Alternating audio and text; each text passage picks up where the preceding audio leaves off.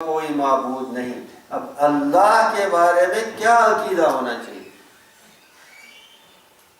اللہ کے بارے میں کیا عقیدہ ہونا چاہیے؟ ایک مومن کا، ایک موحد کا، ایک حقیقی مومن کا، ایک توحید والے کا اللہ کے بارے میں کیا اس کا عقیدہ ہونا چاہیے؟ کما حق معلوم ہی نہیں، کبھی شوق بھی نہیں ہوا. اور یہ ایمان کا بنیادی جز ہے. بنیاد آپ کتنا بھی پڑھو تو سب کا نچوڑ تو یہ نکلتا ہے. ہزاروں کتابیں پڑھو، سب کا نچوڑ کیا نکلے گا؟ اللہ کو پہچانو، اللہ کو جانو، اللہ کو راضی رکھو. نہیں تو اللہ کے بارے میں کیا عقیدہ ہونا چاہیے؟ عقیدہ صحیح کیا ہے؟ تو یہاں اساتذہ کرام کو میں یہ کہوں گا عقیدۃ تحاوی کو درس میں شامل کرنا چاہیے. مولوی صاحب، عقیدۃ تحاوی کو درس میں شامل کرنا چاہیے. آپ ششم سے کرو یا چہارم سے کرو، ششم میں ہی ٹھیک رہے گا کیونکہ بچے تھوڑا سمجھدار ہوتے ہیں. کیونکہ یہ جو ہے حضرت کی جو عبارت ہے غامض ہے. بڑے بڑے علماء نے اس کی شروحات لکھی ہیں، شرحیں لکھی ہیں عقیدۃ تحاوی کی.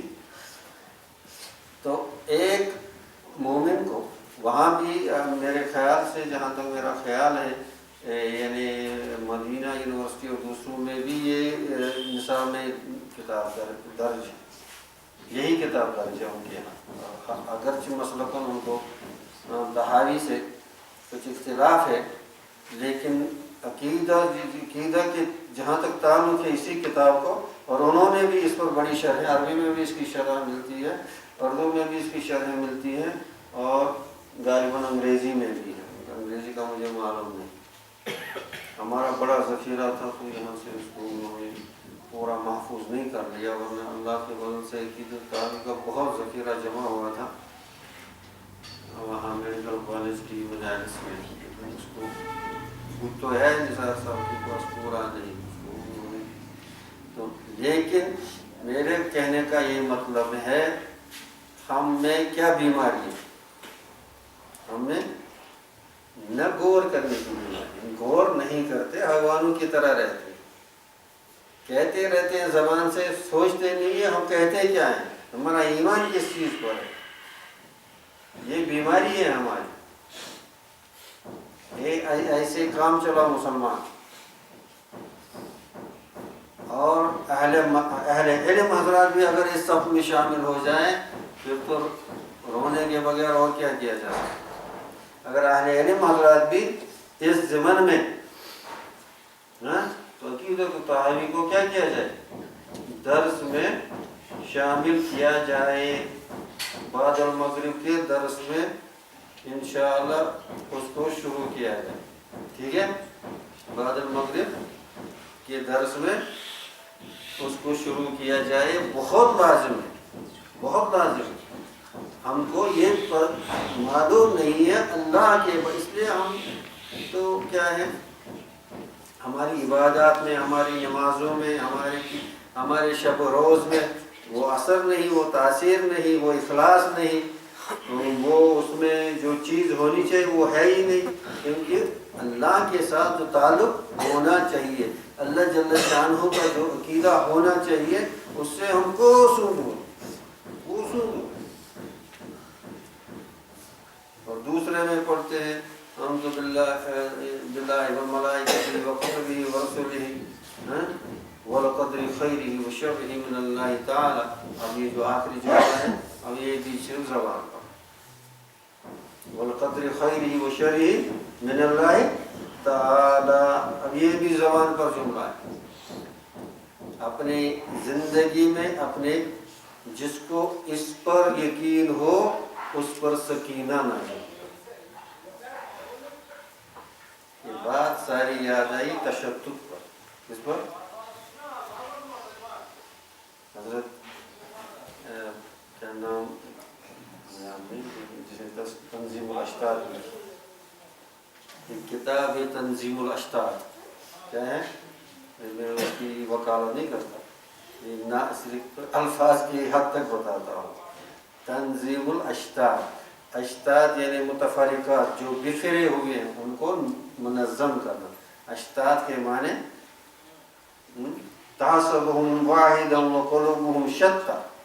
तहसबुहुम, आप समझते हो ये काफिर एक है, लेकिन ये अंदर से इनके दिल सब अलग अलग बिखरे होते। शत्ता, शत्ता इस तशद्दुद में यानी जिसमें आपको यकसुई न हो, जिसमें आपको क्या नहीं हो, यकसुई न हो, आपका दिमाग क्या हो, बिखरा हुआ, उसी को तशद्दुद कहते हैं।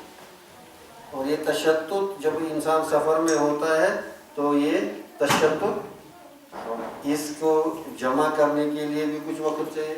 इस पर हज़रत मौलाना इलियास अलैहि रहमत की बात याद आई थी। फरमाया कि जब मैं सफ़र में जाता हूँ तो सफ़र की धूल, हालांकि होता था ये हमारी तरह सैर तफरीह और रिक्रिएशन और दूसरी चीज़ों का सफ़र नहीं होता था, उनका सफ़र तो सारा दीनी, एक एक कदम पर पता नहीं कितना सवाब, क्योंकि एक मोमिन को दावत देने के घर से निकलना ये तो सहाबा का काम है, ये तो अंबिया का काम है, कोई छोटा काम नहीं। लेकिन फिर भी धूल महसूस करते, क्या करते थे, धूल महसूस करते थे।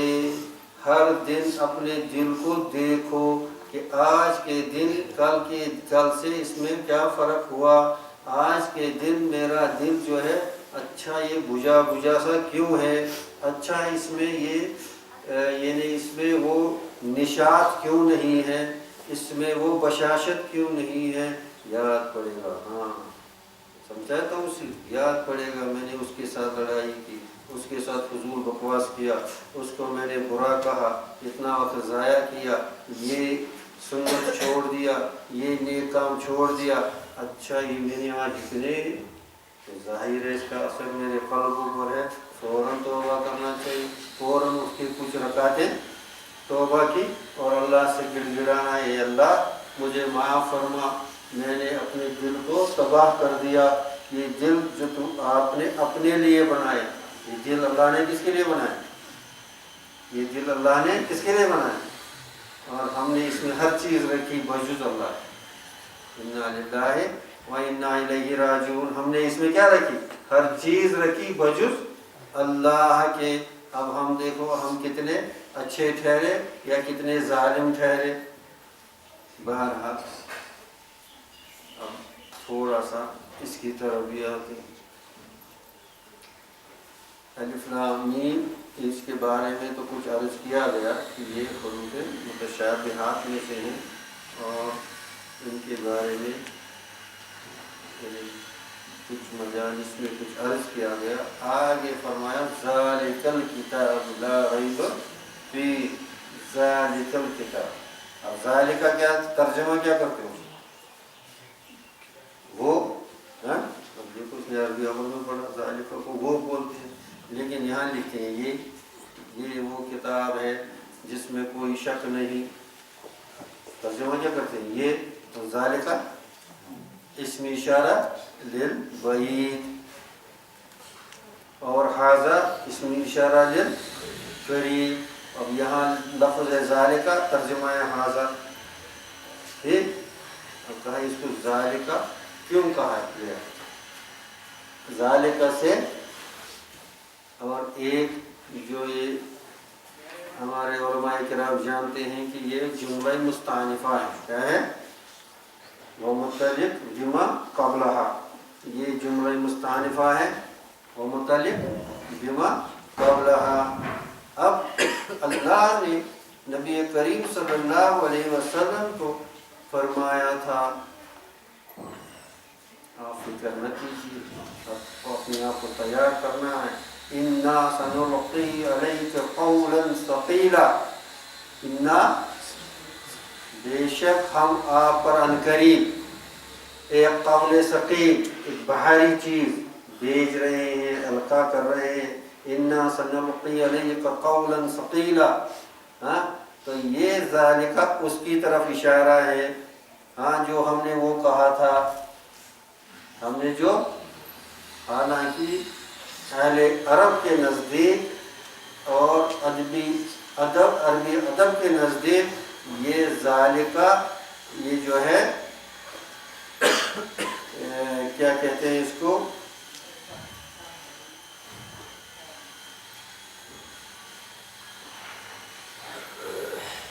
دونوں کے لیے بولا جاتا ہے، قریب کے لیے بھی بولا جاتا ہے، بعید کے لیے بھی بولا، لأن صيغة البعید والقریب يتعاقبان۔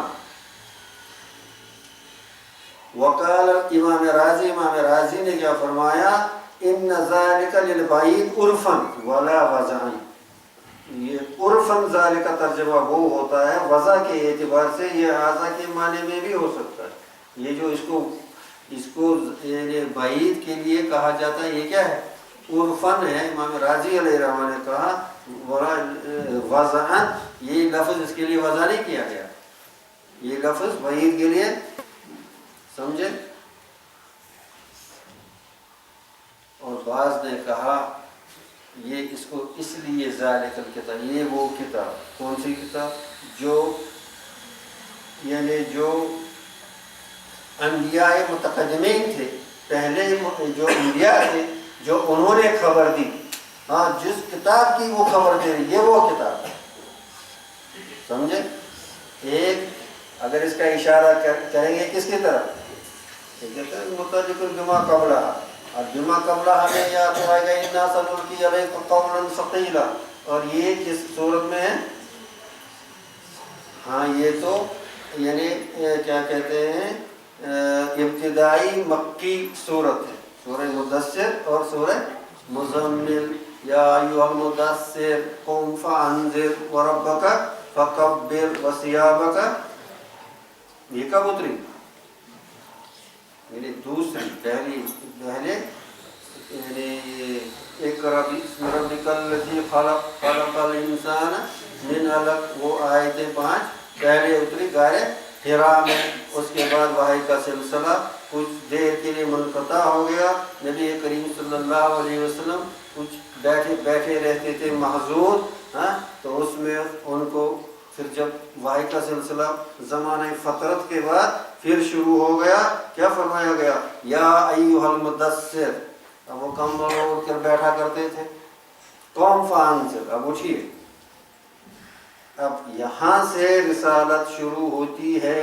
نبوت پہلے شروع ہوئی تھی، غار حرا میں کیا شروع ہوئی تھی،